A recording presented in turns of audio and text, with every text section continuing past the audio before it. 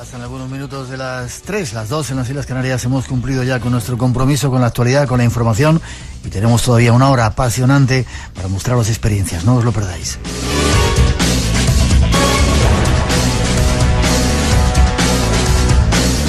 Hasta ahora os hemos contado teorías, informaciones. A partir de ahora vamos a ir a la práctica. Llegan al programa 4 diferentes personas que dicen que tienen ese don, que nos van a contar su experiencia. Las dos primeras son Aura Abad y Rocío Bravo. Tras esa, Aurora Abad y Rocío Bravo, perdón que me confundía el nombre. Tras esa introducción que ofrecen nuestros compañeros, nos cuentan su historia y ya veréis que será increíble. Tercera parte de este programa especial que estamos dedicando a los mediums, y se unen a nosotros dos nuevas invitadas. Aurora Abad. Buenas noches, Aurora. Hola, buenas noches, Miguel. Placer que estés en el programa.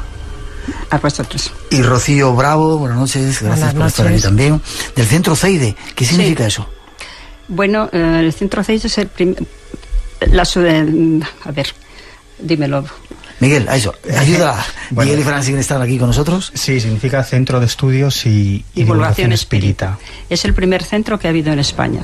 Sí. Lo trajo Rafael González Molina, de Brasil, hace aproximadamente...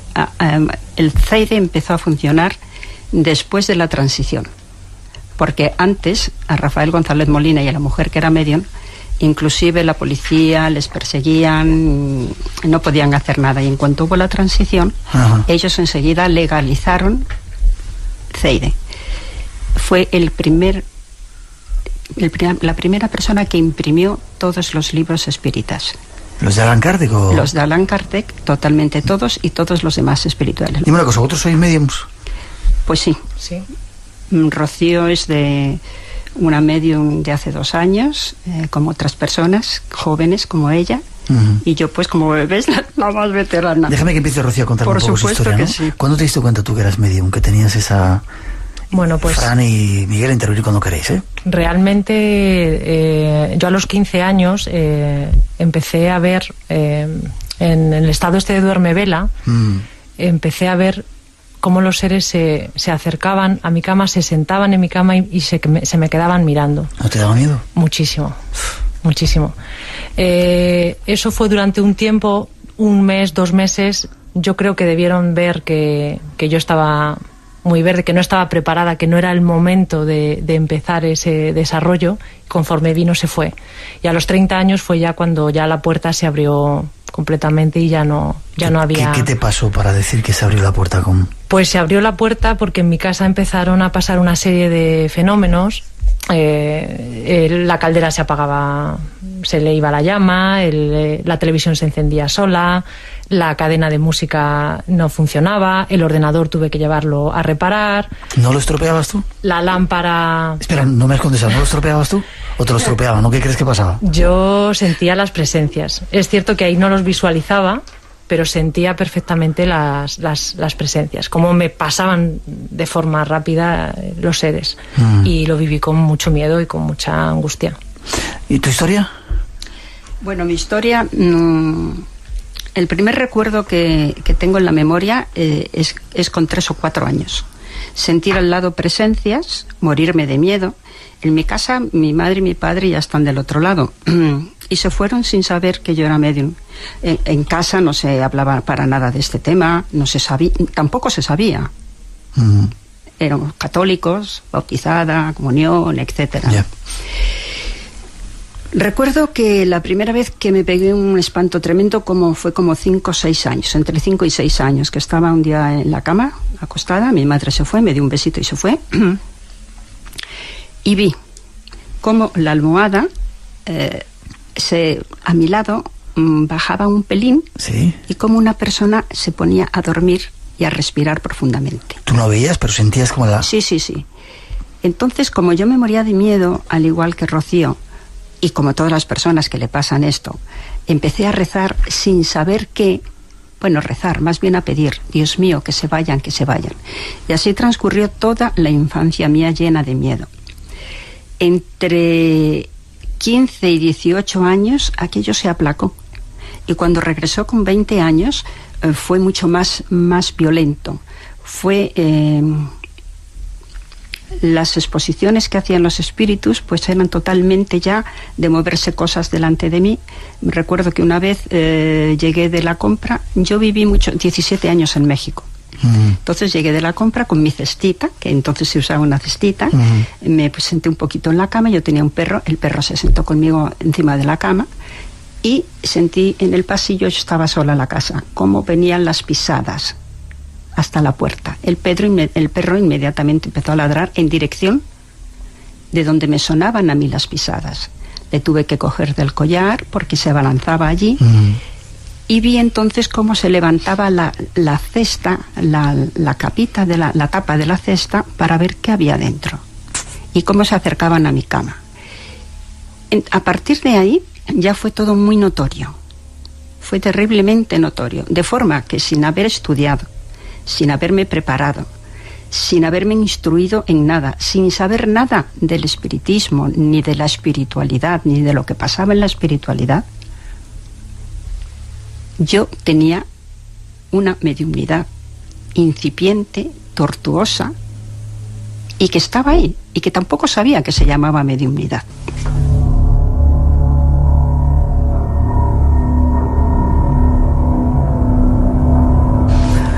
Rocío, quiero que me sigas contando. Tú descubres que tienes esa posibilidad de verlos. ¿Cuándo se te quita el miedo? ¿Cuándo te das cuenta de quiénes son, qué son, por qué están ahí? Pues yo creo que te van poniendo en el camino los medios para poder superar y entender qué es lo que te está pasando, porque igual yo vengo de una familia en la que no es que seamos agnósticos, es que éramos ateos. Entonces yo exponerle todo esto a mis padres, me decían que tenía que ir a un psicólogo, o sea, directamente que la lámpara la movía yo, que todo eran casualidades. Siempre se encuentra una explicación racional para lo que ocurre. De hecho, bueno, el caso es que mi familia en ese aspecto no podía ayudarme y no podía...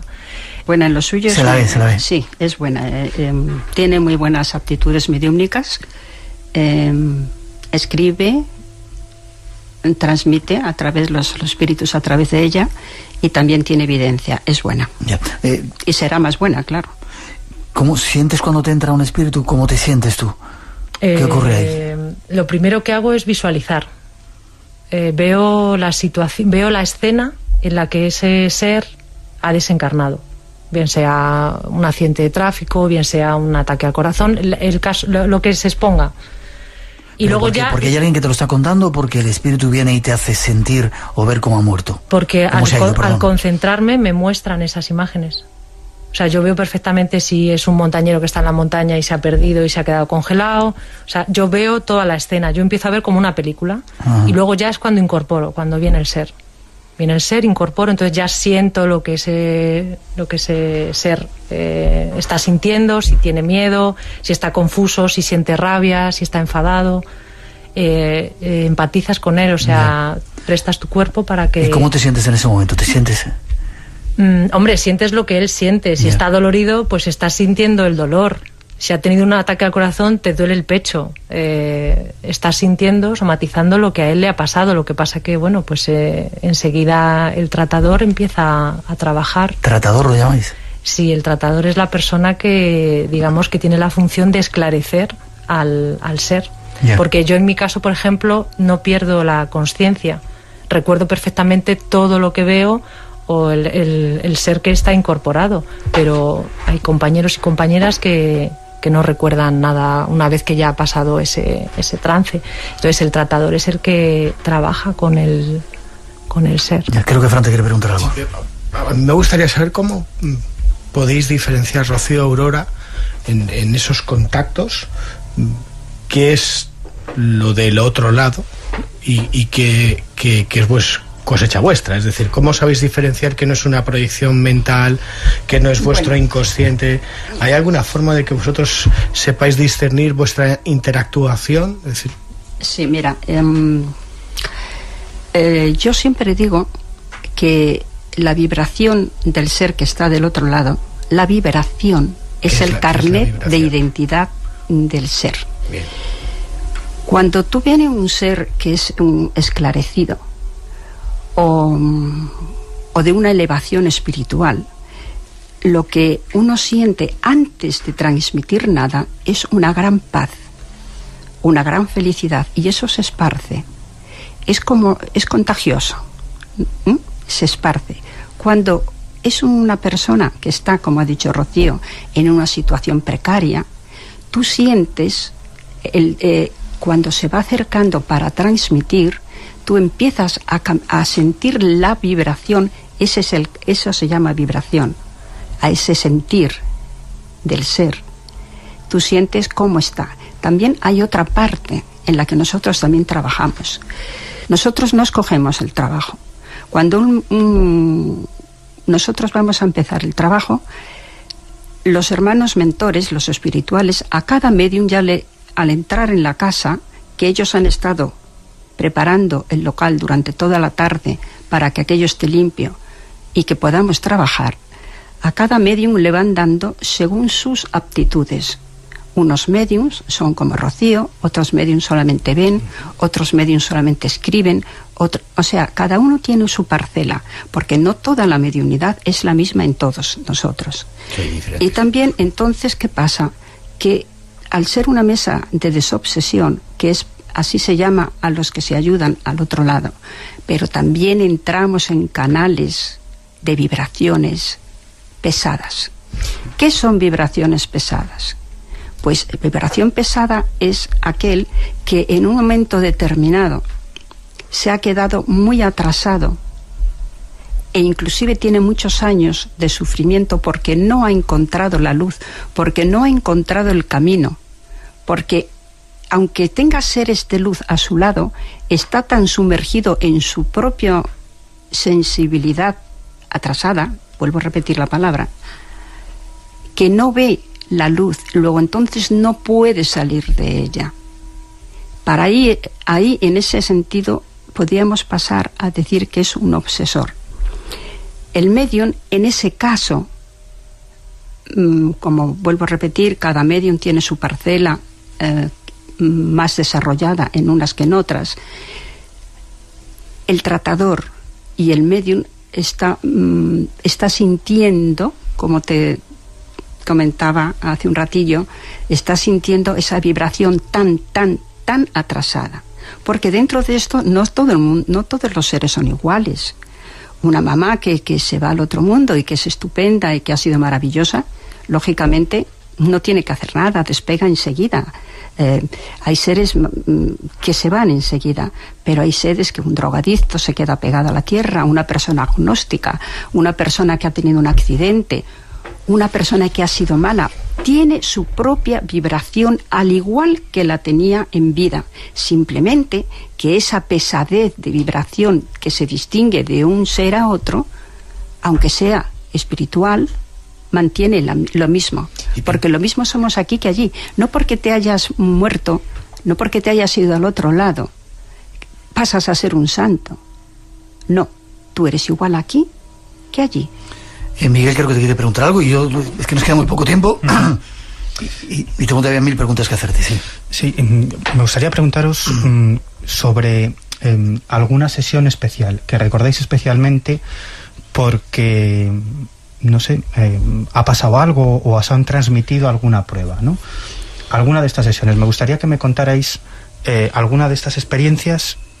Es que tenemos... y enlazando pruebas. Es decir, ¿habéis recibido algún tipo de mensaje de ese ser desencarnado para sus familiares? O sí hemos recibido Pero que sea algo rotundo, algo... Sí hemos recibido de dar, dile a mi madre tal cosa, soy fulano de tal, es que no llore más, y decírselo a la madre y por las señas que han dado y por las explicaciones que ha dado, dice, es mi hijo.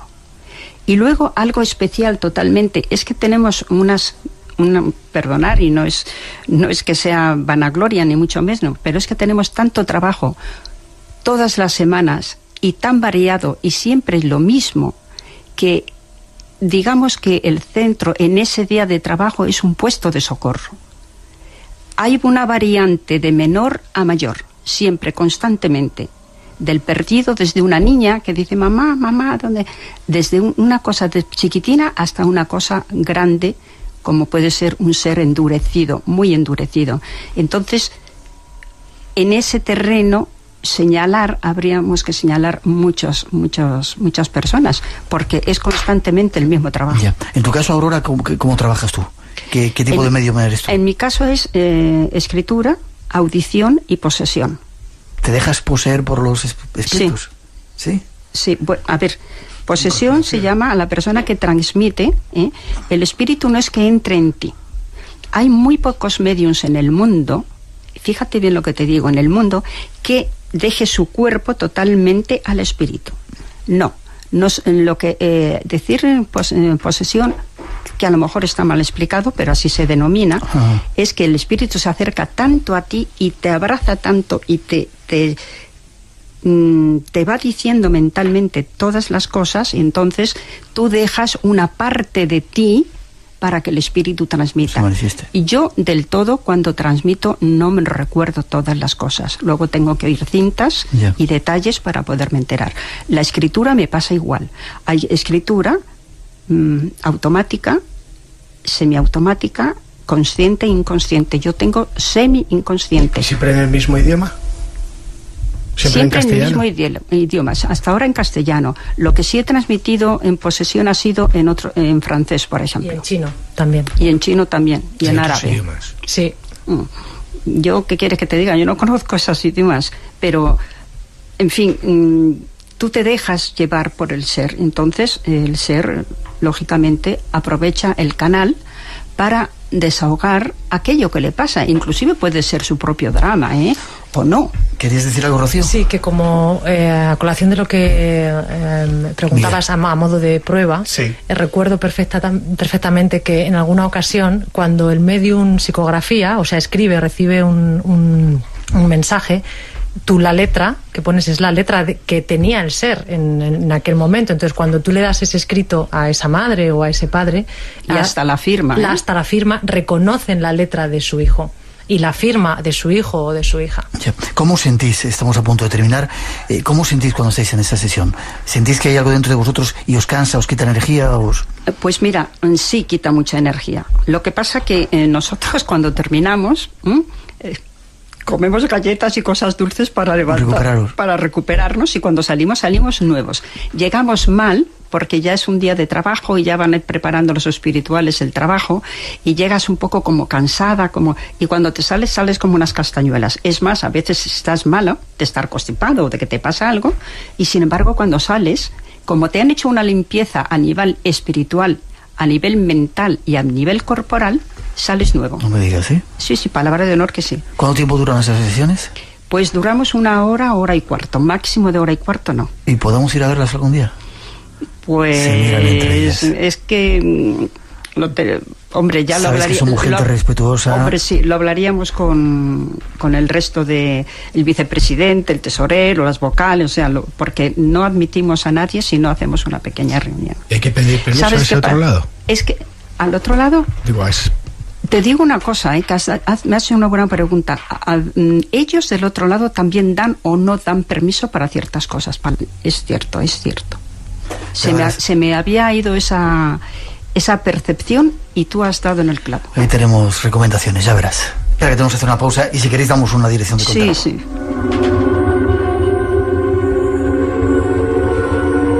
¿Queréis que demos una dirección de contacto, forma de contactar con vosotros? ¿Con vosotras? ¿Vosotros? Bueno, tenemos la web y tenemos Dime, que vamos apuntando. La web es www.ceide.madrid. Ceide con... Ceide con Y.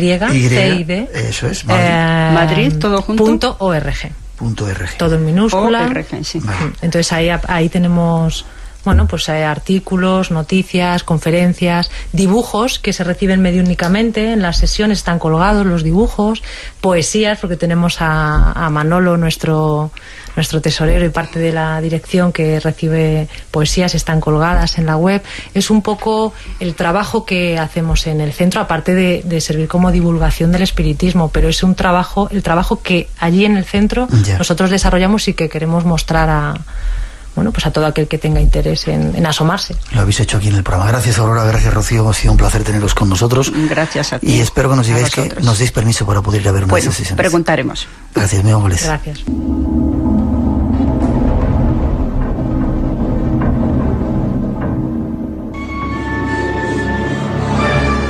¿Quieres entrar en otros mundos? Espacio en Blanco te acompaña en este impresionante viaje en Radio Nacional con Miguel Blanco.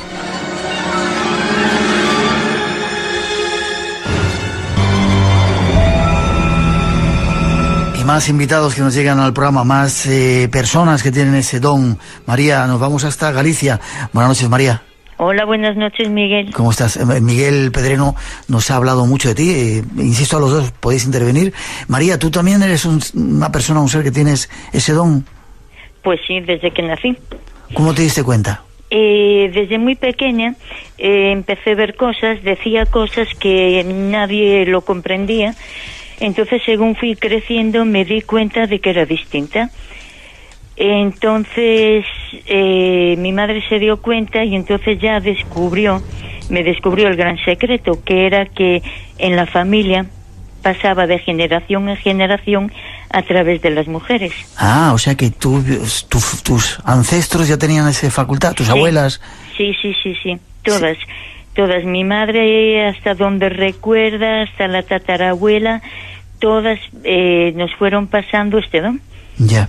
¿No te daba miedo al principio, María? Nunca, porque como ya uno nace con esto, pues realmente lo toma como una cosa natural. ¿Qué ocurre? Que pensaba que todo el mundo veía y escuchaba lo que yo veía y escuchaba. Según fui creciendo, me di cuenta que era distinta, que no todo el mundo podía ver ni escuchar lo que yo veía y escuchaba. Entonces eso hizo que yo tuviera cuidado en explicar lo que estaba viendo. Ya. ¿Y qué tipo de medium eres, por llamarlo de alguna manera? ¿Eres capaz de verlo? ¿Los oyes? ¿Cómo lo percibes? Es que mira, lo percibo de las dos maneras. Veo y los escucho. Ya. A veces se muestran, otras veces solo escucho y transmito los mensajes que me dan. Ya. Y María, cuando los ves como ves a una persona normal físicamente, viva, me refiero. Sí, es que es curioso porque es que además siempre se muestran con ropas de que yo le digo a la persona que está delante de mí, le digo, pues mira, lleva esta chaqueta, este pantalón, esta camisa, ¿te suena? Y me dicen sí. Incluso a veces me muestran algún regalo que le han hecho, entonces yo le digo, mira, me están mostrando un reloj, un cinturón de estas características, y entonces se empiezan a llorar y me dicen, se lo regalé yo. Ya. María, ¿tú te dedicas a esto? Bueno, yo hasta ahora lo hacía más bien en plan de amigos y de gente que llegaba a mí a través de los amigos. Ahora sí me pidieron mucha gente a través de los amigos que por favor, que no podía callar, que la gente necesitaba ayuda. Y lo que es más importante, yo me estoy dando cuenta que estamos en un momento muy importante, que la gente tiene que saber que no todo se acaba, que la vida es un tránsito, que ahora estamos aquí y que luego hacemos el tránsito para el otro lado. Ya. ¿Tú no tienes miedo a la muerte, María? No, porque yo ayudo a pasar a la gente. ¿Cómo que ayudas a pasar? Claro, cuando una persona está, digamos, que yo sé que se va a morir, porque 21 días antes se sabe si una persona va a fallecer o no. ¿Sí? Entonces, Espera, ¿cómo se sabe eso? Pues mira, muy bien, a través de los ojos, y luego te das cuenta, la persona que tiene el don, de que la persona está más fuera del cuerpo que los demás. Es decir, el cuerpo es un traje con el que venimos para ser visibles, pero una vez que fallece, el cuerpo se queda aquí, que es el traje, y el espíritu sigue vivo. ¿Y tú eso lo ves? Claro. Sí. Claro, mi gran satisfacción es poder ayudar a la gente a hacer ese tránsito, porque mueren en paz. A los 3 días aparecen siempre, Miguel, dando las gracias. ¿A los 3 días? A los 3 días. ¿Qué ocurre? Que si yo voy a un velatorio, yo veo a la persona presente en el velatorio. ¿Y no te da miedo eso ya? No, porque yo lo tomo como una cosa normal, forma parte de mí de toda la vida. Ya. De toda la vida. Y es ahora que empiezo a estar más abierta a hacerlo públicamente, ya hay gente que recurre a mí para ayudar a esta gente a morir en paz y no tener miedo a dar ese paso. María, no te vamos a perder la pista, ¿vale? Vale. Otro ejemplo más de este mundo en el que hoy estamos moviéndonos. No te queremos perder la pista, nos pondremos en contacto contigo y Cuando seguiremos queráis. hablando más profundamente, ¿vale? Cuando queráis. Un beso grande, gracias por haber estado en el programa. Un placer, Miguel, un placer. Hasta luego. Gracias. Hasta luego.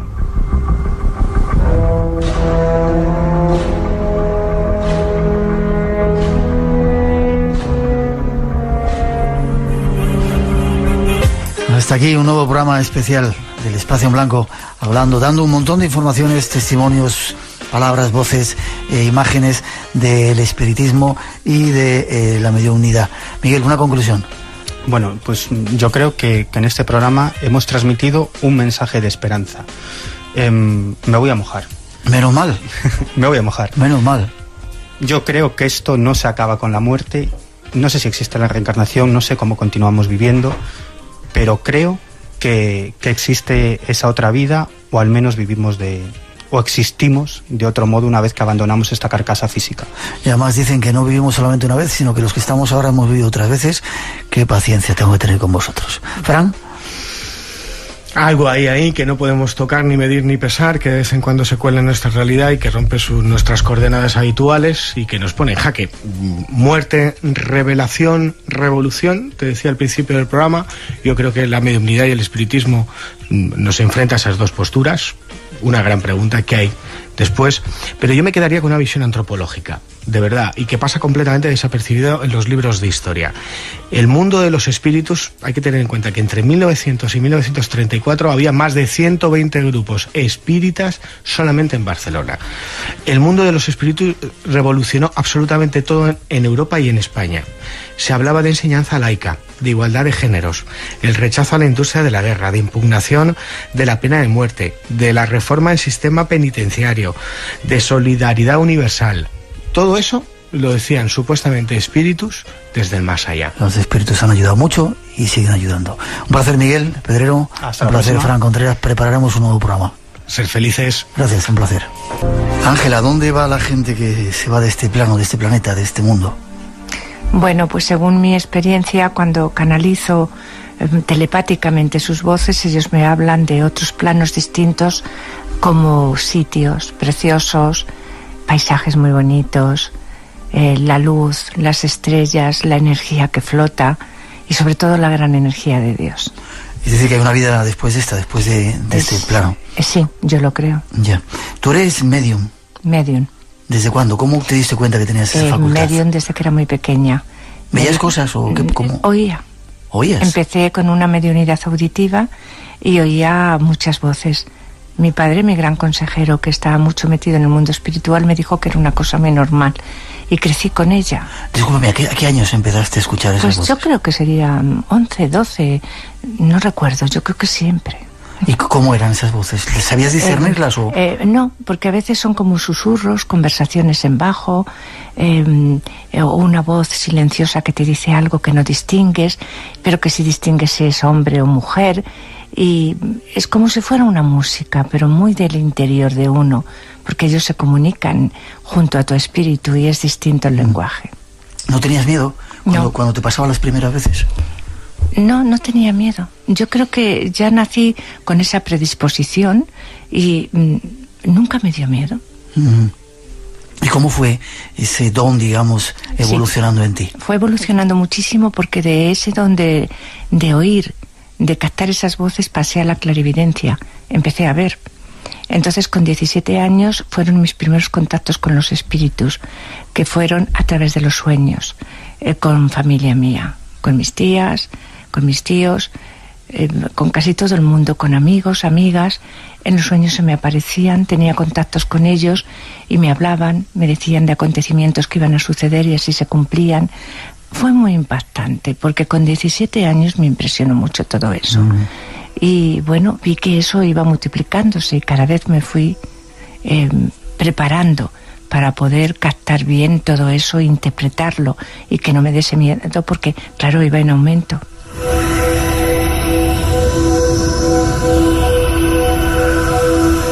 Ángela, a ver si digo bien tu apellido, Gisleri.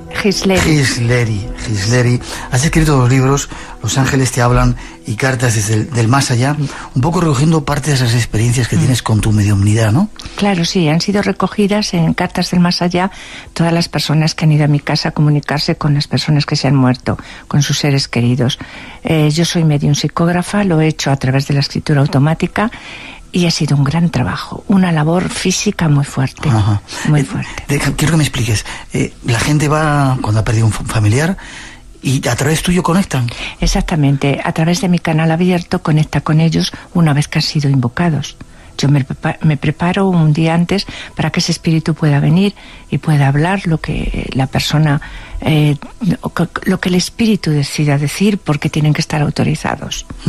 ¿Y lo haces a través de la escritura automática? Sí, lo he hecho durante 20 años, que ha sido mucho tiempo, pero tuve contracturas en la espalda, ahora he tenido que dejar la escritura y cuando lo hago, que lo hago una vez al mes, pues lo grabo, lo hago verbalmente. El espíritu ya no maneja mi mano, sino que a través de mi mente, como voy canalizando, voy hablando.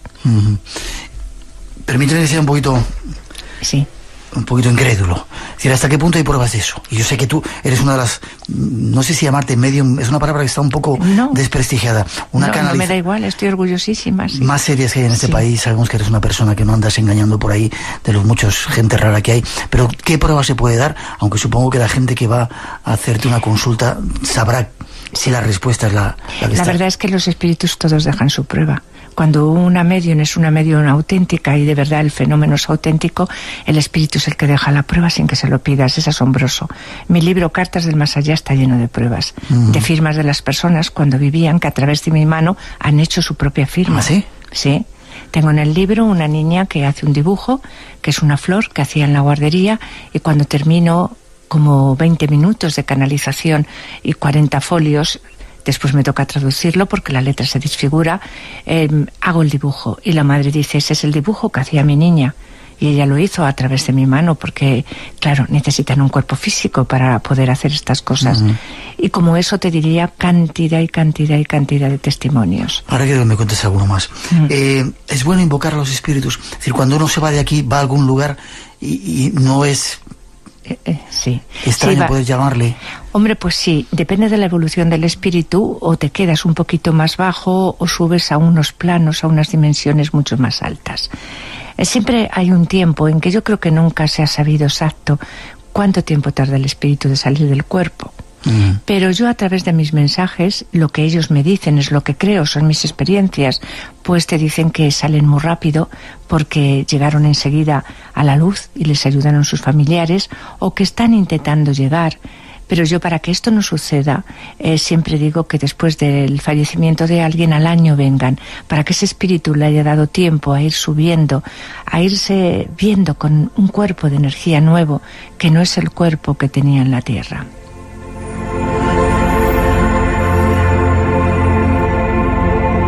Les dicen que pase un año desde el momento del fallecimiento para que vengan a tu Eso consulta. pienso. Hay veces que hay espíritus que tardan más tiempo en estar en la luz, o no en la luz, sino preparados para poder hablar. Porque eso es lo importante, que tomen conciencia de que están en otra dimensión y sobre todo que han salido del cuerpo, que se tienen que mover con un cuerpo de energía nuevo y tienen que aprender a andar, a pensar, porque tanto se evoluciona mentalmente como con el mismo cuerpo de energía. Sí, es como una vida nueva, tienes que aprender todo otra vez. Sí, exactamente, y sobre todo la mente aprende muchísimo. Llega un momento de evolución que alguien que en un primer mensaje te hablaba muy normal, en un tercero, cuarto, quinto es como un poeta. Porque ya ves las cosas de esta manera. Te preguntaría mil cosas, pero has venido para hablar de tus experiencias. ¿Todos los espíritus hacen ese trance, ese camino? Sí, casi todos hacen ese trance, unos de una forma, otros de otra. Cada uno te describe el mundo que se encuentra y los trabajos que hacen con la Tierra, porque luego ellos están preparándose para trabajar en la Tierra. Estamos llenos de espíritus por todas partes trabajando, ¿Sí? En todos los ambientes. ¿Pero trabajando en qué? en los hospitales como sanadores. Como si fueran ángeles. Sí, bueno, no son ángeles, hay que distinguir. Los ángeles son una energía pura muy cerca de Dios. Ellos son seres que tienen que evolucionar para pasar a planos mayores o a mundos, cada uno lo habla de una manera, o a mundos o a sitios, como ellos dicen, pero tienen que hacer un trabajo con la tierra. Lo primero que hacen es ayudar a las personas queridas de su familia, siempre. Y si están autorizados también, porque de eso ya sería otro tema para hablar. Y después, cuando han visto que ya tienen una preparación fuerte, eligen el trabajo que van a coger. Hay quien elige estar en las carreteras ayudando a los que mueren en accidente. Hay quien elige cambiar las mentes de los políticos, que eso es difícil, pero también lo eligen, ¿eh? Y hay muchas cosas que pasan que son fuera de la realidad, fuera de la lógica de la tierra, y yo siempre digo que son obras de ellos. Te iba a preguntar si uno lo elegía, pero ya me has contestado. ¿El cielo y el infierno existen entonces? Si cuando alguien es muy malo va a algún lugar infernal No. o algo. Yo no creo. Yo, según mis espíritus, la verdad es que los que me he comunicado con ellos hablan, se están en una oscuridad donde están un poco confusos y no saben qué hacer. Hay una meditación profunda que les hace pensar y mirar y analizar todo lo que han hecho en la tierra. Entonces ahí ya, de ahí que se arrepientan del todo, que quieran moverse, y tienen sus guías espirituales que les ayudan para eso. Sí, hay como una, no sé, ángeles, como una organización, organigrama, ahí también en ese otro pues mundo. Sí, hay maestros ascendidos que ya están muy altos, hay ángeles, hay quien dice, la niña de mi libro decía, al final un ángel me dio la mano y pasé. Entonces hay entidades de todo tipo, de lo más alto.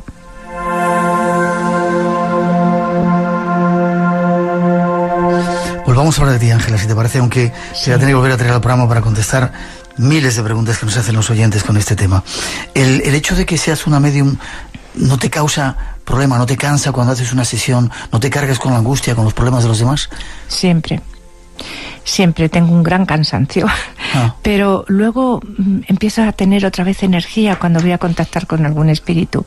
Date cuenta que la medium que incorpora de verdad un espíritu, que canaliza bien, está cansada porque está prestando su materia, su cuerpo, para que ese espíritu pueda hablar a través de ella, o para que mentalmente, que es lo que hacen, se comuniquen y tú hables a través de ellos. Cuando grabo ahora, porque lo hago verbalmente y voy hablando lo que el espíritu me dice. ¿Lo sientes dentro de tu cabeza? Sí, ¿Se traduce de alguna manera? Sí. Mira, es un estado tan de alteración de conciencia que yo siempre digo que entro en un semitrance, no en un trance total, porque estoy hablando 20 minutos sin puntos ni coma, deprisa, igual que cuando lo hacía con la escritura, y al final no sé lo que he dicho, no recuerdo nada, solo recuerdo las visiones que he tenido, porque me ponen visiones muy bonitas. ¿Sí? Sí. Todo eso lo grabas, evidentemente. Sí, por eso digo que traigan la grabadora, porque es imposible ni que la persona que tengo delante lo coja escribiendo, porque hablan muy deprisa, es todo telepático. Y de alguna manera eso responde a lo que la persona ha venido a preguntar. Bueno, no preguntan, ellos, no hacen preguntas materiales. Todo el mundo se preocupa cómo está esa persona, dónde está, en qué lugar, qué hace, si se acuerda de la tierra o si cuando salió del cuerpo le dolía mucho algo, y ellos responden siempre. Normalmente cuando han sido accidentes graves, no quieren dar tristeza a los suyos. Ya. No sé si has tenido alguna vez casos de suicidio. ¿Qué pasa? Es algo que preocupa mucho a la gente. Sí, bueno, yo las experiencias que he tenido, como de 3, se me quedó muy grabado uno, que este espíritu dijo: por fin salté a la vida que yo quería tener, a lo que siempre añoré, y era al otro lado. Y la madre me dijo, bueno, es que saltó desde una ventana, pero yo lo interpreté también de otra forma, que por fin había saltado a ese mundo que él añoraba, porque el de la tierra no le decía nada. Y estaba feliz, estaba bien, había pasado sus pruebas y bien. En algunos círculos se dice que cuando uno se suicida, lo que te espera más allá es muy duro, es decir, no es tan bonito como tú lo acabas de presentar. Puede ser que ese ser se haya adelantado a la muerte. Entonces, claro, en la próxima reencarnación, que ese sería otro tema, pues tendrá que vivir ese tiempo que se quitó antes de tiempo. ¿Lo entiendes? Sí, pero hay quien sufre sin haberse suicidado. Depende, puede dejar muchas penas en su casa, muchas angustias porque no se comunicó lo suficiente con los suyos, y todo eso hace que estén sufriendo tanto como uno que se haya suicidado. Ángela, las experiencias que más te han llamado la atención con estos seres, ¿cuáles han sido las que más te han marcado a ti? Bueno, muchas, porque he tenido unas emociones muy fuertes en mi cuerpo. Las emociones más grandes me las dan los niños. Es impresionante la comunicación con ellos. Tenía otra niña, Lucía, que me comuniqué con ella ahora unos meses, y los padres muy jóvenes vinieron. Entonces ella se comunicó y me enseñó, mientras yo hablaba, ella me enseñaba un dibujo que estaba haciendo, enorme, de una casa de campo con árboles. ¿Cómo te lo llama? ¿Tú lo estabas viendo en tu mente? Sí, imágenes mentales, que es como un medium, se comunica con imágenes mentales, no con que los veas andando, no hay que distinguir. Pero esta imagen era preciosa. Cuando terminé se lo dije a los padres y sacaron de la cartera que llevaban un dibujo y dijeron, mira, es el mismo, lo hizo un día antes de fallecer. Qué bonito. Ella lo quiso mostrar para que sus padres se convenciesen de que eran ella, porque claro, su afán de ellos es dejar un testimonio siempre. ¿Algún otro, Ángela, que nos puedas contar antes de despedirte? Hay mucha gente que quizá el momento más duro es ese, cuando pierdes un familiar, ¿no? Sí. Aquí hemos hablado muchas veces de su vida después de la vida. Estamos haciendo este programa especial por esa película también del Medium. Sí, que está impactando por ahí. Es muy fácil hablar, pero cuando realmente te ocurre hay mucha angustia, mucho dolor. Claro. ¿Cómo quitarte eso y cómo tener la seguridad de que no pasa nada? Algo más que te haya impactado, tienes esas experiencias. Me han transmitido a veces en mi estado de semitrance unas emociones de amor tan grandes que todo lo que son los 20 minutos concentrada y en ese estado he estado llorando. Sí. Porque el espíritu venía emocionadísimo al ver a su familia y incluso me transmitía el amor y la energía que había allí, en que no todos lo hacen, y eso fue una emoción muy fuerte en 2 o 3 sesiones. Y bueno, hablaría de tantas cosas que no terminaría nunca, porque en 20 años son muchas, de muchas imágenes que he visto y que he preguntado esto por qué eso, por qué es lo otro, y me han respondido por esto y por esto. Se ha confirmado que eso existía. Ya, son respuestas claras, concretas. Concretas, totalmente claras. Sí, porque ellos cuando quieren contestar y que tú lo entiendas, te lo ponen en bandeja, como yo digo.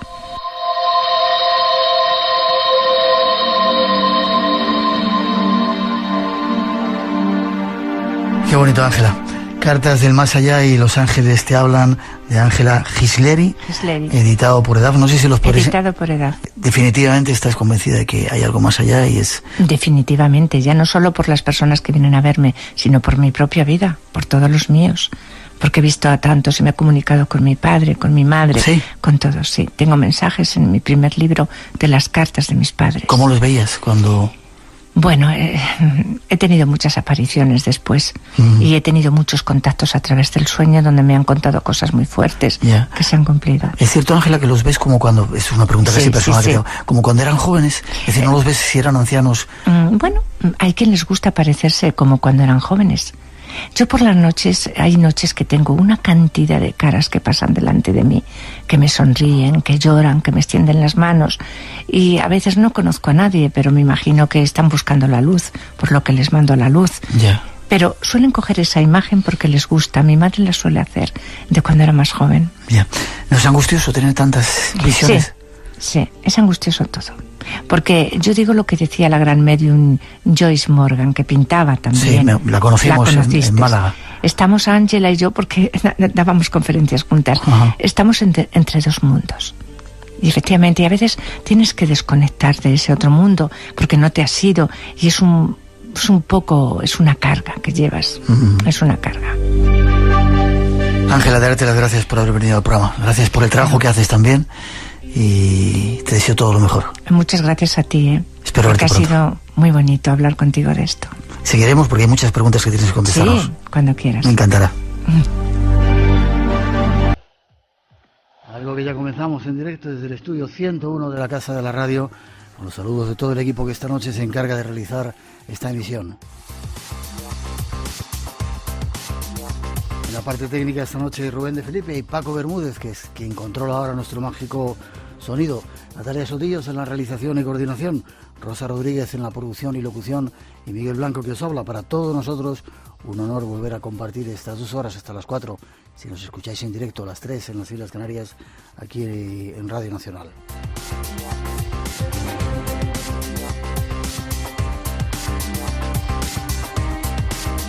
Como siempre, la mejor bienvenida para todos. Abrimos canales de comunicación y, como ya sabéis, tenemos 5 premios para agradecer esa respuesta que tenéis con nosotros.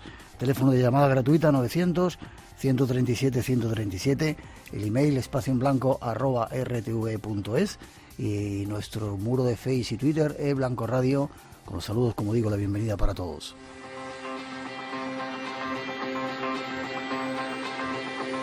Tenemos también un WhatsApp que lleva desde Barcelona Ramón Álvarez, nuestro compañero. Es el 633-448816. 633-448816. Mandarnos un saludito desde cualquier parte del mundo que estéis escuchando el programa. Será un placer recibirlo. Encuentros cercanos con extraterrestres en el Huascarán y el desierto de Chilca, o hacia el enigma del monte Shasta.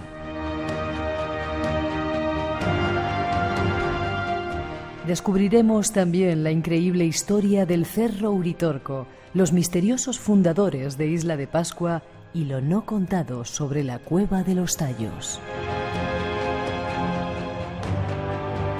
Un largo recorrido por el planeta a la búsqueda de esas inteligencias que, según dicen, nos contactan.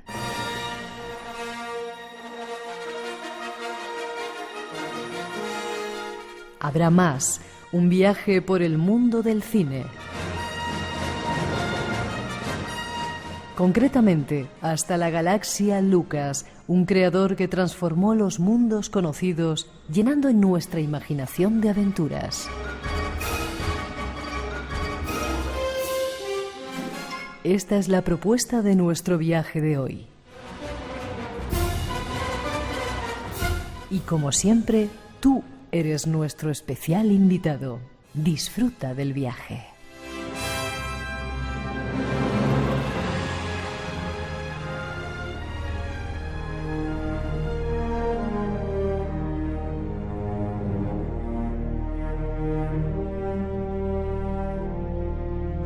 Ahí están nuestras intenciones de la noche, invitados de lujo, especiales, recién llegados del otro lado del Atlántico, como es nuestro primer hermanito que nos llega. Ricardo González, buenas noches, ¿cómo estás? Un placer verte otra vez, querido amigo. Igual Tanto te digo. tiempo. ¿Cuándo viniste la otra vez? ¿2012? La última vez, sí, creo que fue entre el 2012 y 2013 que estuvimos aquí. ¿Cómo pasa el tiempo, Pasa rápido.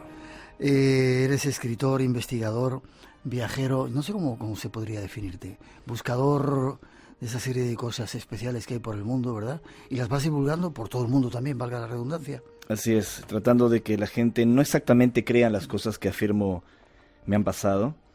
Tanto mi país de origen, el Perú, que es un país fecundo de misterios, como bien lo sabes, sino también lo que ha significado investigar, pesquisar, buscar respuestas en diferentes rincones del mundo que ponen a prueba nuestro modesto intelecto y nos hace tomar conciencia de que no estamos solos en este planeta. Llevas unos cuantos países visitados también, ¿verdad? Sí, hemos visitado ya cerca de 100 países. Todavía no llega a tu marca, pero viajando muchísimo, difundiendo y haciendo preguntas. Creo que en las preguntas están las respuestas, no en las respuestas. ¿Contactado se te podría decir? El término, como sabes, nunca me gustó porque está muy manoseado y roza un poco el ridículo para algunos escépticos, pero en lo que significa sí, sigo manteniendo lo que he dicho siempre. Tuve experiencias de contacto en mi país, experiencias de las que me he hecho cargo, las he contado, las he difundido abiertamente, y son estas experiencias relacionadas al fenómeno OVNI las que me han conducido a la investigación de estas otras realidades. Ya, acabáis de llegar, saludos también a tu compañera que viene por aquí. Gracias. De uno de mis lugares favoritos del planeta, de Argentina, acabáis de llegar esta misma tarde, ¿no? Y ya habéis venido enseguida al programa.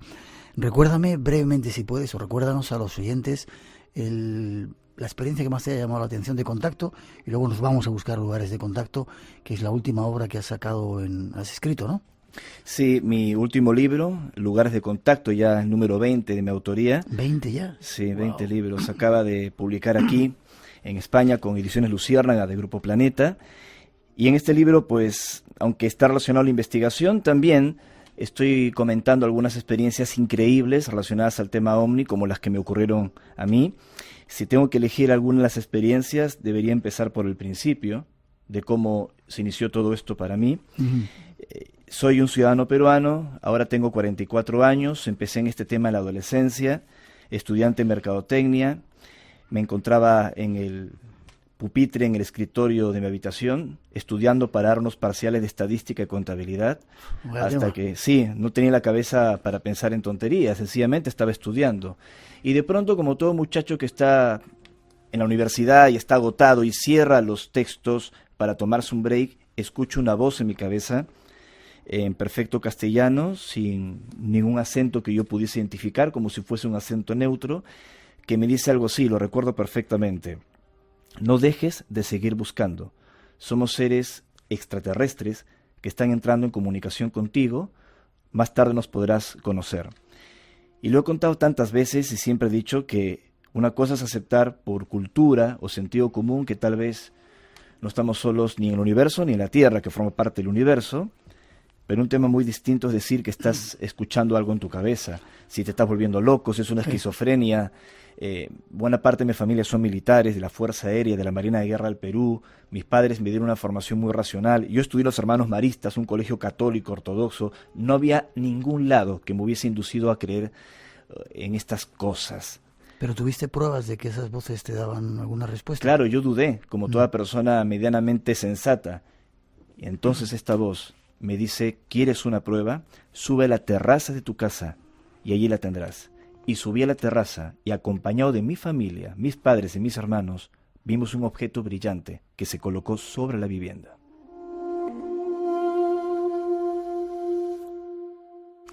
¿No sería un globo, una lucecita que aparecía por ahí, un planeta que estaba saliendo? Pues quiero ser crítico. No, me parece muy bien. De hecho, fue una lucecita que fue reportada por el diario El Comercio de Lima, el más importante del Perú, que dijo en ese mes de octubre del año 93 que vecinos de Urrantia del Mar, donde yo vivía, en una localidad entre Magdalena y San Isidro, quienes conocen Lima metropolitana, se habían producido avistamientos de extrañas luces.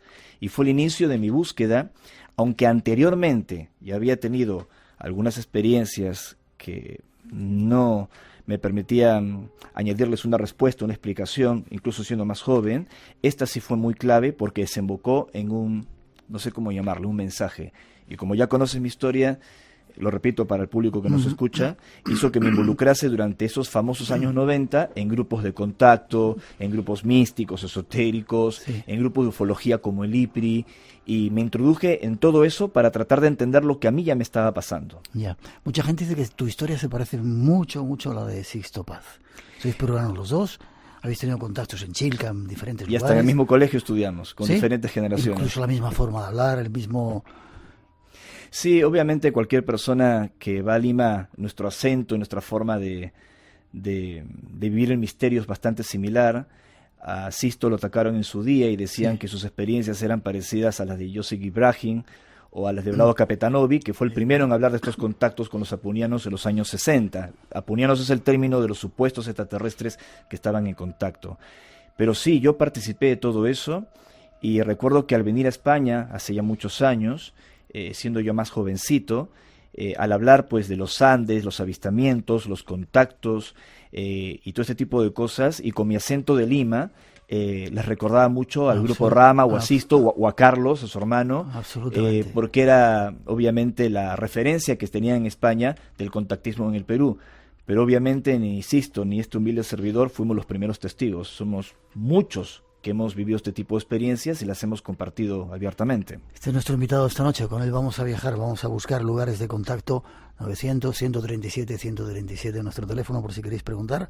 Nos vamos a quitar de la plaza, un restaurante de un español amigo mío, ¿no? La cámara, no recuerdo qué canal era, me estaban preguntando cosas. Yo estaba mirando un pedacito que había de visión hacia la plaza y de repente veo pasar justo enfrente de nosotros como un ala delta metálica gigantesca, que le dije al cámara: ¿estás viendo? Le dio tiempo a mover la cámara y coger un pedacito de aquella cosa que estaba sobrevolando. ¿Eso es normal en tu país, en Cuzco, en esos sitios? Justamente en esos años a los que me has llevado momentos atrás, recordando mis orígenes en el contacto, la investigación, yo poco a poco me fui, no alejando del contactismo, como algunos dicen que yo me he vuelto un escéptico y no es verdad. Sencillamente trato de entender de otra perspectiva las cosas que me pasaron, y Cusco tiene la culpa de haberme enseñado cosas que yo desconocía sobre el contacto, lo que me estaba pasando y los lugares donde acudía. Yo no entendía por qué estos supuestos seres señalaban ciertas zonas del mundo para acudir allí y tratar de vivir esas experiencias imposibles. Así que, como buen peruano, el primer lugar al que tenía que acudir era el ombligo del mundo. Había muchos reportes de objetos de todo tipo que la gente ha atestiguado en la zona, no solo del centro, de la Plaza de Armas, en el emplazamiento donde tú viste ese extraño objeto, sino también a los alrededores, Chincheros, el Valle de Urubamba, Ollantaytambo, incluso turistas que han captado objetos fortuitos visitando la ciudadela de Machu Picchu. Y no se tratan pues de aves, de insectos, son cosas realmente que no tienen explicación. Así que, yendo al grano, redescubrí, sobre todo conviviendo con nativos de mi país, los queros, especialmente los nativos queros. Conviví con ellos en diferentes ocasiones, vivía con ellos, comía con ellos, sembraba con ellos, que estaban al tanto no solo de los objetos que se veían en el cielo, sino de los guardianes de los túneles o los guardianes de las huacas, como ellos le llaman en quechua a los lugares sagrados. Y para mí fue un mazazo en mi intelecto de comprender de que estas experiencias no solo estaban sucediendo en el desierto de Chilca, que es muy famoso, de los años 60 en el Perú por los avistamientos de ovnis, sino que Cusco no en vano había sido marcado por nuestros ancestros como un enclave magnético de contacto, como una puerta hacia estos guardianes. Espacio en Blanco, tu cita con lo desconocido, en Radio Nacional, con Miguel Blanco. Y esta noche con Ricardo González, recién llegado del otro lado del Atlántico, de Argentina concretamente. Defíneme, antes de que vayamos a los túneles de Cusco, los queros, ¿dónde viven? Viven arriba, muy arriba, ¿no? Es increíble. Los queros están en grandes alturas en la localidad de Paucartambo. Yo tengo un recuerdo que es muy diferente a lo que está pasando ahora, tengo que ser muy honesto. Sé que surgen a veces algunos personajes, y lo digo con bastante respeto, que se presentan como queros y dan cursos, y no es la experiencia que yo tuve, que fue diferente. Era gente que apenas hablaba runasimi, no se expresaba bien en castellano, tuve que llevar un traductor en mi expedición, así nomás no recibía a cualquier persona. La comunidad de Hatunqueros, muy alto, están... Hatunqueros, la capital, se encuentra a unos 3.000, 3.500 metros de altura, pero antes debes cruzar Ancasi, debes pasar por Chuachua, y estás rozando alturas alrededor de los 5.000 metros de altura. Y no es fácil llegar. No. No es fácil llegar, tienes que ir a pie, a caballo, pero una vez que eres aceptado por la comunidad, yo fui en los años 90, es increíble porque si te acogen, si te reciben con cariño, te comentan cosas, te revelan cosas, y yo escuché y vi cosas que pensé que eran solo parte de la fábula. Por ejemplo, no te las quedes. Por ejemplo, una reunión que tuvimos con un alto Misayoc, que es un nombre al que le dan al más alto chamán, si se puede decir así, de la zona, que no vive en la comunidad, sino viven solos, en cavernas alejadas, alturas mucho más inexpugnables.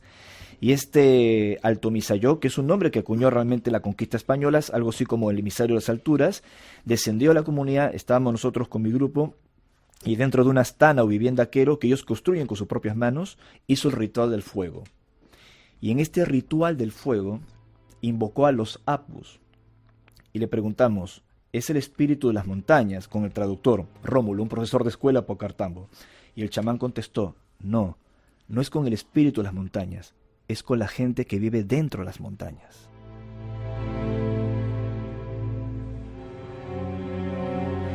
Explícanos un poco más. A veces hemos hablado de los queros con otros invitados que han pasado por aquí. Tienen una sabiduría muy especial, parece que traída de por ahí arriba, ¿no? Y que no comparten demasiado, aunque a veces, según cuentan, bajan hasta la Plaza de Armas y allí contactan con algunas personas. Así es.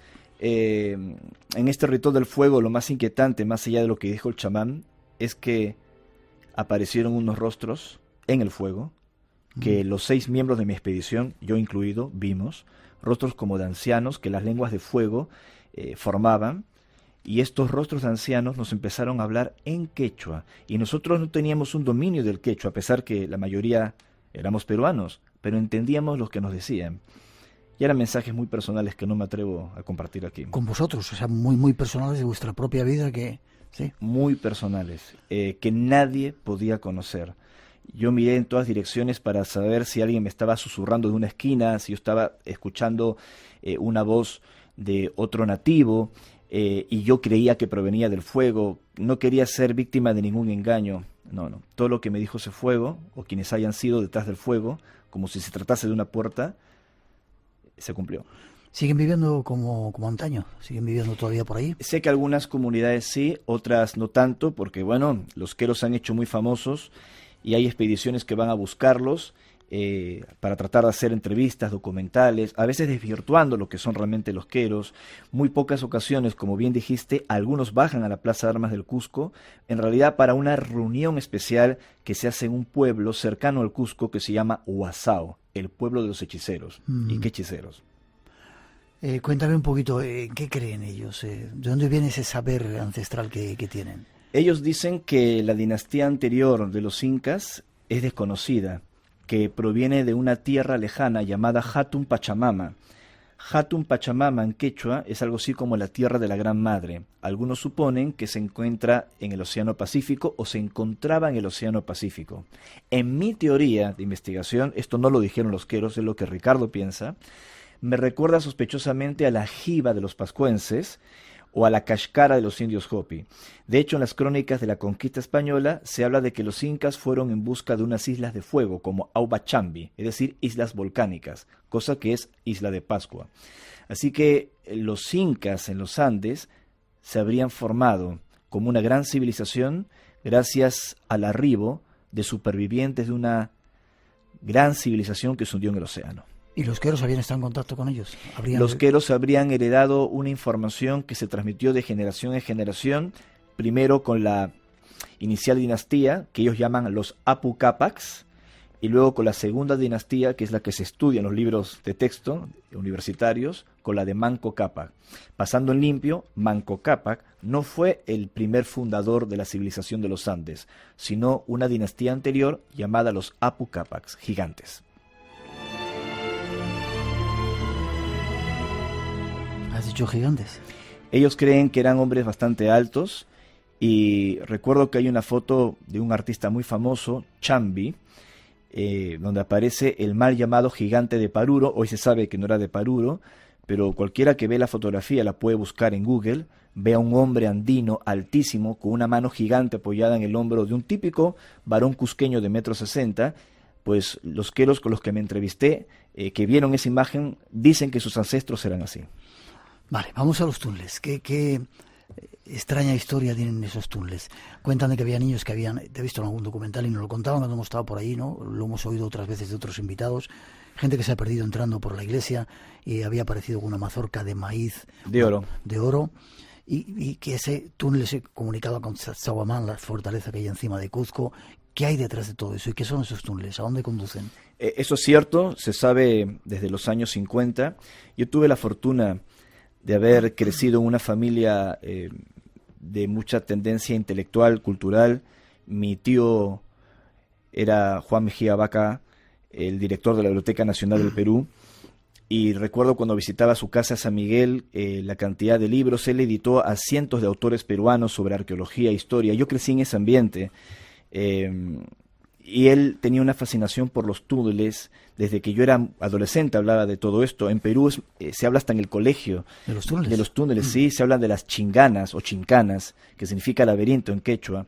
Y recuerdo que Mejía Vaca, mi tío, que paz descanse, él falleció cuando yo tenía 16, 17 años, como ya dije, director de la Biblioteca Nacional del Perú, decía de que el túnel que salía del Coricancha, el Templo de Oro del Sol, hacia Sacsayhuamán, el templo del dios del rayo, mal llamado Fortaleza, que está en la colina de los Halcones, dominando a la vista del Cusco, es tan solo un fragmento de un túnel mucho más profundo que otros colegas de su tiempo, como Alfonsina Barrio Nuevo, habían investigado. Así que en mis primeros viajes al Cusco fui a corroborar si esto era cierto, y aunque no pude explorar el túnel que se supone de la Gran Chingana o Gran Chincana frente a Sacsayhuamán parte hacia el Antisuyo, es decir, hacia el sector oriental del Perú, hacia las selvas donde se supone también se encontraría la mítica Paititi, sí pude recabar información de ancianos, de nativos, que hablaban de estos túneles como anteriores al propio imperio de los incas, y por si ello fuera poco decían que los tesoros más importantes de esos túneles no era el oro en sí, que se buscaba en la conquista, sino una información que está depositada en ese intramundo, una información que estaba oculta, que era el saber de la Pachamama, decían ellos, el saber de la Madre Tierra, y que ese saber lo custodiaban los huaris. Los huaris es un término que se emplea mucho en la cosmogonía andina, procede más del norte, en la región de Chavín de Huántar, creo que estuviste allí alguna vez. Me atrevería a decir que Chavín de Huántar y toda esa región es tan importante como el Cusco, solo que no está tan investigada, y los huaris son como los espíritus protectores de los túneles y los lugares sagrados. Por eso las culturas de ese sector del Perú, vuelvo a Chavín de Huántar, la Cordillera Blanca, representaban esos protectores huaris con cabezas de felinos y las colocaban en sus templos como entes protectores. Así que empezamos a investigar todo ello y aparentemente yo me encontré con un huari, si se puede decir así, visitando las rocas Lancacuyo, que es un complejo de túneles conocidos como la Zona X, como decía la excelente locución de Rosa, donde hay gente que se ha perdido. O sea que es cierto, hay evidencias, perdón, de que esos túneles existen, se saben que la iglesia de Santo... Sí, y hoy están cerrados. Antes, por ejemplo, cualquier persona que va al Cusco puede comprarse un ticket y se va al Machu Picchu, va a Pisac, va a Sacsayhuamán, pero hubo gente que, según me refieren, se perdió, otra gente que entró a los túneles y salió desquiciada. Entonces, el Instituto Nacional de Cultura, en ese entonces, hoy el Ministerio de Cultura del Perú, decidió cerrar la zona. Yo recientemente la volví a visitar el año pasado y no quiero dar nombres, pero tuve que hacer alguna jugada para poder entrar en la zona que está vallada. No hay una caseta que reciba gente, pero la experiencia que tuve fue el año 98, hace 20 años atrás, y estaba acompañado de otra persona, de un chamán de la zona llamado Sergio Cáceres Huamán.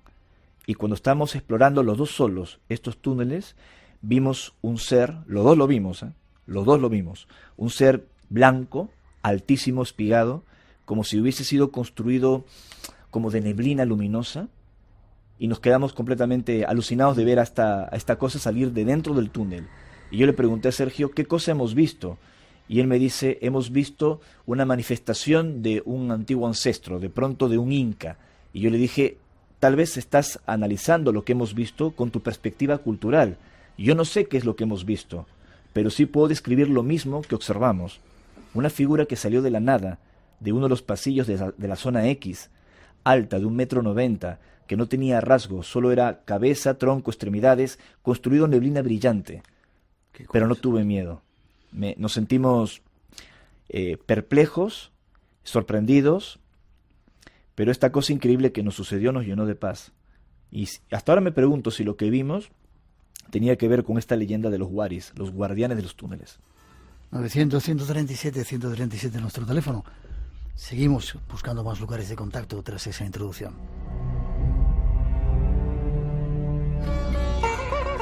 La India tiene muchas caras. Nómadas, con Álvaro Soto. Esta semana exploramos el noroeste. Jaipur es una ciudad que yo creo que es bastante organizada. Descubrimos la ciudad rosa, sus palacios, fortalezas y templos. Aye, Jaipur Pehchane, Radio Nacional que programa Nómadas. Los domingos a las 7 de la mañana es hora de Radio Nacional de España.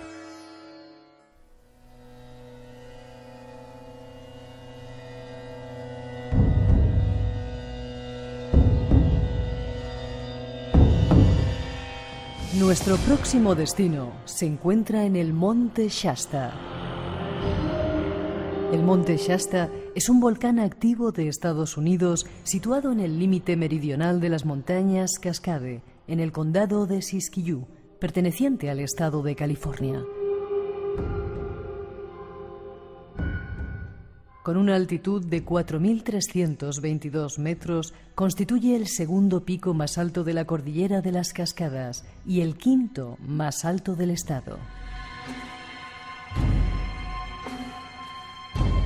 En 1976 fue declarado hito natural nacional al ser uno de los estratovolcanes más grandes e impresionantes del mundo. Está situado en el Bosque Nacional Shasta Trinity. Pero, ¿qué es lo que ocurre allí? Esto es lo que algunos cuentan sobre el lugar.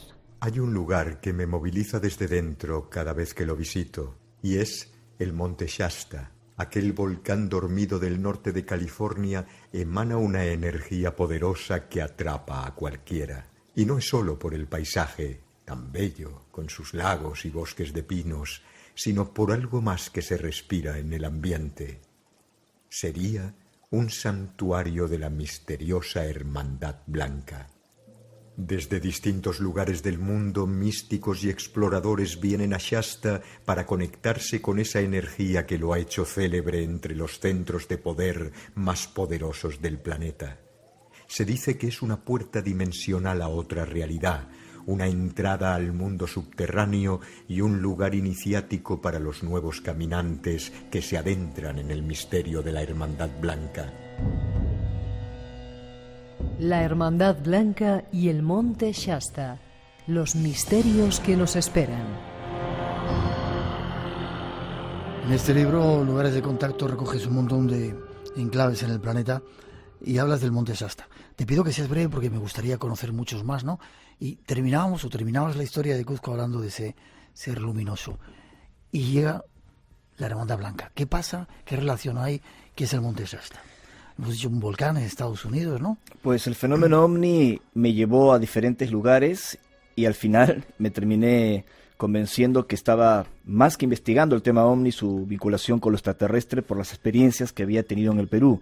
Me encontré con este tipo de experiencias vinculadas con otra característica de seres, de reportes, que como los túneles en el Cusco también se observaban en los túneles de la caverna de Plutón, allí en Shasta, en la zona de Sunflat, a unos 2.000 y pico metros de altura, donde los nativos hacen especiales rituales al pie de esta montaña blanca en California. Obviamente Monte Shasta es un lugar del que he escrito mucho, voy todos los años. ¿Fácil de llegar, de acceder? Sí, puedes llegar en coche conduciendo de San Francisco, la ciudad más importante, más cercana, también lo puedes hacer de Sacramento. Pero hablando de Monte Shasta, tengo muchas emociones, como notarás, porque allí vivimos cosas increíbles. Como sabes, hemos invitado a investigadores, a periodistas, avistamientos programados de objetos anómalos que aparecen a la hora exacta como han indicado, y donde más he hecho estas reuniones es en Shasta. Sí. Ha venido Paola Harris, la ex asistente. A mí nunca me has invitado, se lo decía también así, me tienes que invitar alguna vez, ¿vale? Sí, lo tengo pendiente, vale. Lo hemos quedado, pero vendrías, ¿no? No lo dudes. Vale. Hemos estado con Paola Harris, hemos estado, decía, la ex asistente de J. Allen Hynek, el creador del término ufológico que todos conocemos, para muchos, el decano de la ufología, Grant Cameron de Canadá, Michael Sala, entre otros. Y lo interesante de Shasta, que se supone que allí dentro existirían túneles que han sido reportados, muy similares a los que hemos venido investigando en otras partes del mundo. Algunos incluso consideran que se trata de alguna civilización que se desarrolló en las entrañas de la montaña, cosa que no se puede afirmar. También se han publicado muchos libros de canalización contando historias que, a pesar que yo estoy en el tema y trato de compartir mis experiencias, creo que han exagerado cosas, que la gente se mueve en tranvía gravitatorio dentro de Shasta, que se casan, que el nombre de la ciudad es tal cosa. Creo que eso ya entró en la mitología, pero de que el lugar es un punto de contacto donde aparecen estos seres, aparecen estas cosas en el cielo, donde los nativos Hopi, que están en Arizona, señalan a Shasta como lugar donde sus dioses, los Kachinas, aterrizaron y establecieron un refugio, no lo dicen por casualidad. Ya. ¿Tiene algo que ver con esa montaña del diablo que salía en la película Encuentros en la tercera fase? La Devil Tower, que está en Wyoming. Sí, sí, tiene que ver. Sí. Porque tanto en las leyendas de los nativos locales de Wyoming como la de Shasta se atribuye esos enclaves a dioses de las estrellas Pléyades, y como bien lo averiguó con el líder oso blanco de los Hopis, el recordado ingeniero de cohetes aeroespacial Joseph Blumrich, los Kachinas, sus dioses, venían de las Pléyades. ¿Y quién sería o qué sería esa Hermandad Blanca, de la cual se hablaba en esa introducción? Dentro de la Hermandad Blanca entramos en ese tema que excede el contactismo y el fenómeno ovni clásico. Estaríamos hablando de un supuesto gobierno oculto, interno, de descendientes de remanentes de civilizaciones perdidas, pasándolo en limpio, supervivientes de Atlántida, si es que existió, o de la Lemuria, que se confunde con Mu. Lemuria se supone que se habría encontrado entre África y Madagascar en el Océano Índico. Mu, que es un error en la manera como surgió el nombre, no sería otra cosa que la Kashkara de los Hopis que mencioné minutos atrás, pues los supervivientes de estos mundos legendarios imposibles habrían establecido bases en el mundo subterráneo y más tarde ellos formarían sociedades de misterio para guiar a la humanidad sin intervenir demasiado en sus asuntos, y serían conocidos en el mundo esotérico como la Gran Logia Blanca, la Gran Hermandad Blanca. Hay múltiples interpretaciones, unas que tienen que ver con los mundos perdidos, que es la que estoy compartiendo, que es la que he investigado, y luego está la más esotérica, que ya habla de otra cosa, de un colegio invisible de maestros que viven enclaustrados en algún lugar perdido de Cachemira o de la India, y que fueron de hecho los que habrían inspirado a Nicolás Roerich para la misión de la Bandera de la Paz. Todo eso tiene que ver con la Hermandad Blanca.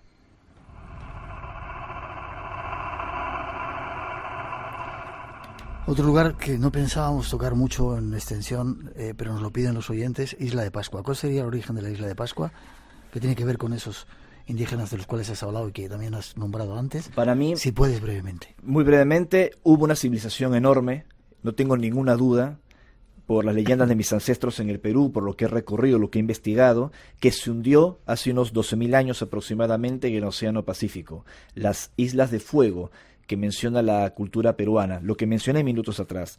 Así que Isla de Pascua sería uno de los remanentes de ese imperio llamado Jiva por los Rapanui, llamado Kashkara, como ya dije, por los indios Hopi.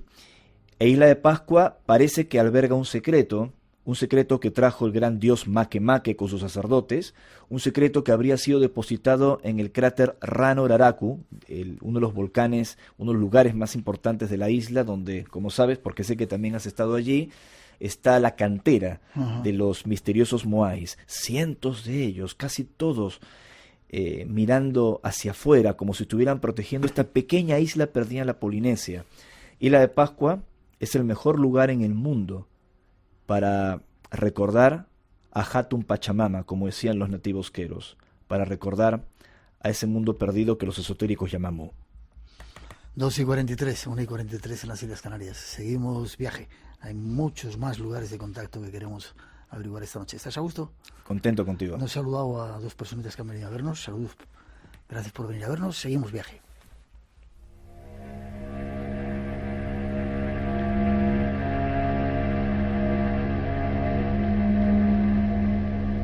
Pongámonos en camino hacia un lugar enigmático en Argentina. Se lo conoce como el Cerro que Ruge. En Argentina, a 800 kilómetros de Buenos Aires, en la provincia de Córdoba, hay un pequeño cerro como tantos en el continente americano. Hace miles de años, los aborígenes del lugar lo bautizaron Uritorco, Cerro que Ruge. Hace apenas 2 décadas, el Cerro Uritorco era un lugar ignorado, deshabitado. Hoy se ha convertido en punto de peregrinaje de miles de personas con inquietudes espirituales. Un lugar mágico. Que es mágico y maravilloso, que su irradiación se extiende varios kilómetros. Vas a oír vos, ¿cierto?, cosas muy en contacto con extraterrestres. Esa huella correspondía, sin ningún tipo de duda, a esa supuesta nave. Cuando ya bajábamos en el camino, vimos una nave que algunas personas en Capilla la filmaron. Yo sé que hay una energía especial acá. Yo particularmente creo que existen otros seres, pero esto lo creí siempre. Esta mañana nomás han aparecido 2 grandes naves. Estoy convencida de que es uno de los puntos desde lo energético, de lo más importante del planeta.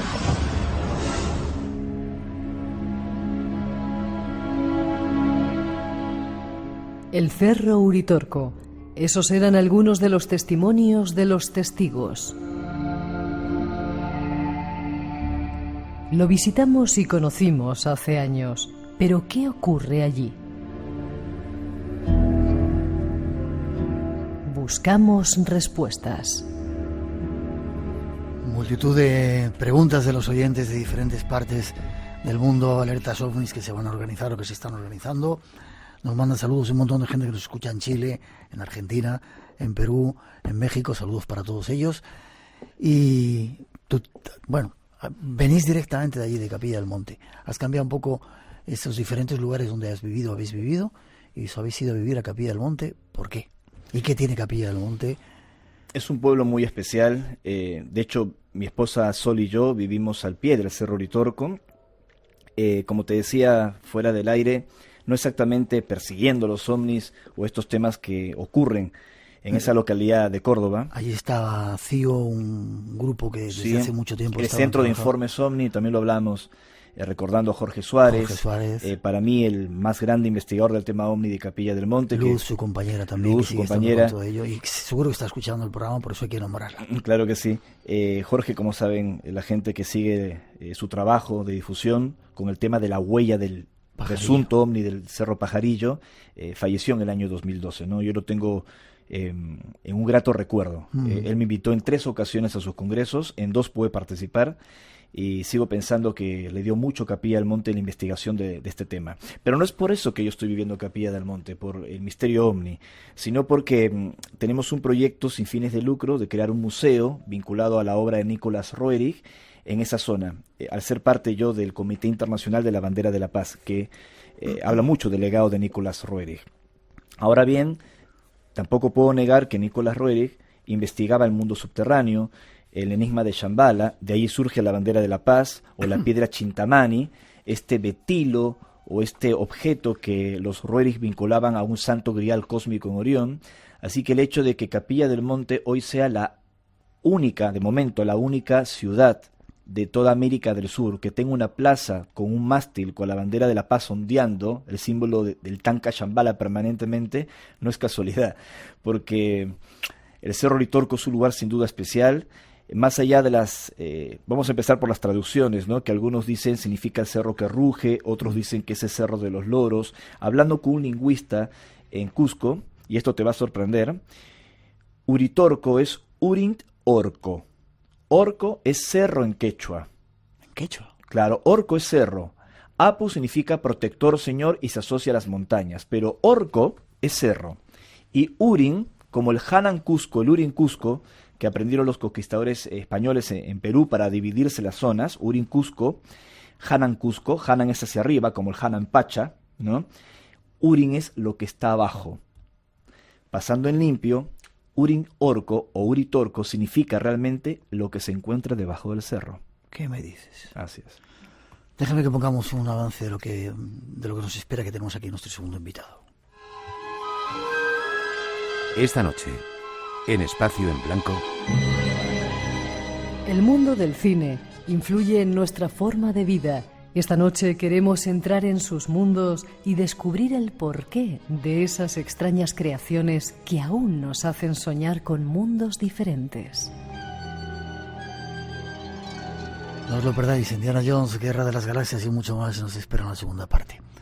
¿Qué hay debajo de ese cerro? Un lugar donde se ven multitud de ovnis, hay cámaras online que tú puedes conectar con ellas y de repente muchas de ellas se ven esas luces. Yo cuando estuve allí había multitud de personas que nos contaban como esas experiencias que hemos escuchado ahí, y dicen que hay una ciudad debajo, la ciudad de Gers. Sí, hay 3 posiciones en relación al misterio del Uritorco, y las voy a describir en un santiamén. La primera, la ufológica, que se ha concentrado en el enigma de la huella del ovni y el pajarillo, un evento del año 86. Muchos sitúan el nacimiento ufológico de Capilla del Monte en ese año. Es un craso error. Hay reportes de avistamientos ovni desde hace mucho tiempo, y de hecho Fabio Serpa ya había dado una conferencia en Capilla del Monte en los años 70 hablando del tema de los ovnis. La segunda posición, la esotérica, encabezada por el catedrático de la Universidad de Córdoba, Guillermo Alfredo Terrera, que aseguró haber recibido de un explorador esotérico una pieza de piedra, el llamado bastón de mando, que en su día fue a investigar nuestro recordado Jiménez del Oso con Juanjo Benítez, ¿no? En Rutas del Misterio o algo así, creo que se llamaba el programa, del año 89. Y la tercera posición es la contactista, que dice que debajo del Cerro Uritorco y de la parte norte del cerro, donde hay una formación de rocas que creo tú también investigaste, que se llama Los Terrones, allí abajo se encuentra la ciudad subterránea de Erx. El nombre no se sabe de dónde surge, pero muchos se lo atribuyen a Ángel Cristo Acoglanes, un testigo de contacto, un osteópata, sanador argentino de origen griego, que llevaba en los años 80 a grupos de personas que salían del Hotel Roma de Capilla del Monte, se dirigían a Los Terrones y cantaban unos mantras en una lengua cósmica llamada Irdim, una lengua cósmica que no surge en Capilla del Monte con Acoglanes, sino que se conoce en el contactismo desde los años 50. Está asociada a la experiencia de George Sadansky. Como fuese, cuando cantaban estos mantras o estas palabras extrañas, aparecían unas luces que llegaron a ser fotografiadas en algunas ocasiones. Y esto avivó el mito de Erx, de que esas luces provenían de la ciudad subterránea, hasta que Acoglanes fue asesinado el año 89. Luego hubo un manto oscuro alrededor de todo este incidente, de que Acoglanes está involucrado con grupos de extrema derecha en la política argentina y por eso lo mataron. Realmente no lo sé, o tal vez sí lo sé y no quisiera comentarlo al aire. Pero lo cierto es que los contactos han continuado, fueron anteriores a todo esto que te he comentado y continúan sucediendo al día de hoy. No creo que exista una mega metrópolis llamada Erx, como más tarde popularizó el escritor brasileño Triguerinho, pero de que existen túneles, que hay cosas que se ven en el cielo, que aquello sigue en vigencia, no tengo ninguna duda porque lo he visto. Espacio en Blanco, en Radio Nacional, con Miguel Blanco. Y esta noche con Ricardo González habría mucho que hablar de Capilla del Monte, el bastón de mando y toda esa serie de cosas. Pero nos vamos a otro lugar. ¿Os quedáis un ratito más después de las 3? No os voy a entretener mucho más. Vale. Encantado. Altai, otro lugar que también habéis visitado. Tiene que ver Mongolia, creo que vas ahora para allá dentro de poquito, ¿no? Así es. Y está relacionado también con esos lugares de contacto, con esta hermandad blanca, con ovnis, con extraterrestres, ¿con qué? En todos estos lugares, basándonos en una investigación dura, rigurosa, no solo empírica, las apariciones marianas, el emplazamiento de menhires, la existencia de reportes genuinos de avistamientos ovni, la historia de túneles, desapariciones, todo está completamente unido. Da igual si lo estás explorando en Mongolia o en Rusia o en el Perú o incluso en España. Todo está unido. Sí, todo está unido, solo que va cambiando de acuerdo a las interpretaciones de los testigos y también de acuerdo a quién investiga estas cosas, que a veces pone su cosecha y termina desvirtuando los casos en su pureza. Pero sin dar muchas vueltas, el Altai es uno de los lugares más fascinantes que he visitado. Lo he recorrido en la zona de Rusia, de Siberia, en la montaña Beluja, que es la montaña más alta de la cordillera del Altai, que de acuerdo a una investigación de la erudita australiana Victoria Lepage, significa donde duermen los que llegaron de Orión, en Beluja. Qué curioso. Y allí tuvimos unas experiencias increíbles. Hablamos con un militar ruso que nos confesó que en una ladera del Beluja, donde hay como un glaciar casi permanente, los militares, esa es una zona muy controlada por los militares, encontraron marcas en el hielo simétricas de objetos que se habían posado, circulares por las marcas, según estiman ellos, y que luego se marcharon. Esto nos lo dijo un militar ruso que llegó a servir en Medio Oriente y que nos fue asignado para acompañarnos, no querían que fuéramos solos a esa zona. Ahora estoy yendo a Mongolia una vez más, es nuestra tercera expedición a Mongolia, a otro sector del Altai, donde Nicolas Roerich transitó en los años 20. Ya lo he mencionado antes a Nicolas Roerich, pero la gente debe saber que es uno de los primeros occidentales, después de Marco Polo, en adentrarse en la cultura de Oriente. Y Nicolas Roerich encontró unas rocas que marcaban unos nodos de poder, unos lugares de fuerza que Roerich llamaba Yalniks, que significa lugares de compasión, lugares de milagros, vórtices o nodos, como diríamos en la actualidad, en términos más místicos o esotéricos. Y estas piedras formaban parte de hermandades chamánicas. Estas hermandades chamánicas estaban tuteladas por la figura de un animal.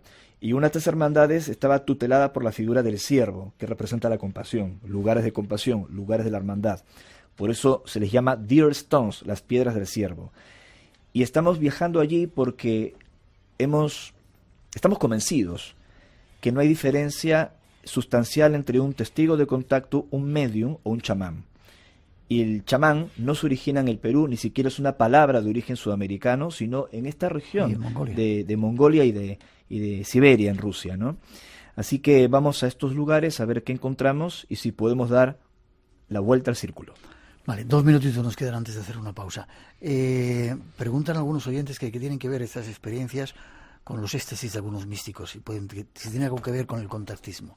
Si hay alguna entidad que esté abriendo ese camino para que... No necesariamente. En las experiencias que afirmo haber tenido, no viví ningún tipo de éxtasis o de inconsciencia. Sin embargo, he investigado otros casos, como el de Garabandal, de una aparición supuestamente mariana en los años 60. Luego vamos a hablar de Garabandal también. En un pueblo de la Cantabria. Sí. Y por las imágenes a las que accedí, algunas de ellas inéditas, en mis visitas a Garabandal, incluso en una de estas visitas acompañada por algunos colegas que conocemos, hubo éxtasis genuinos. Lo que pasa es que la información de esas entidades, o de quien haya sido, no quiero herir la sensibilidad de nadie con el tema de María, sí, pero quien haya sido, ese mensaje incomodó mucho a la iglesia y por eso la iglesia no quiso probar lo de Garabandal. Ya. Un minutito. En Altai también aparecen esas series de entidades blancas, esos... Sí, hay una zona en el Altai ruso, alejándote varias horas de caminata en expedición del lago Aken, que se llama Yarlu. En Yarlu hay una piedra que nadie sabe cómo llegó, dicen los lugareños, y los peregrinos de diferentes regiones de Kazajistán, de este sector de la Rusia siberiana, van colocando unas piedras y formaron como un perímetro, como si fuese, como si fuese un cuadrado, una plaza, que rodea la piedra. Y dicen que en esa piedra, dentro de ese lugar que ha sido marcado por estos peregrinos con las piedras, aparecen unos seres de blanco. Y cuando nosotros fuimos, en esta primera ocasión, el año 2014, con gente que venía conmigo, vimos la figura, muy similar a lo que me pasó con el chamán en la zona X en el Cusco, solo que esta figura era gigantesca y se veía en la ladera de un cerro. Y en nuestro grupo había gente sensata, había una antropóloga, había un médico, o sea, ya, ¿se entiende? Y no habéis tomado nada raro. Hemos visto muchas cosas. 30 segundos. ¿Egipto sería otro de esos lugares de contacto? Eso para otro programa, ¿no? Es otro lugar, incluye Egipto, a pesar que se ha escrito tanto, para tratar de entender cómo un yacimiento arqueológico no es importante en sí mismo. Más importante que la pirámide es el lugar donde fue construida la pirámide. El lugar fue buscado. Vale, lo dejamos ahí.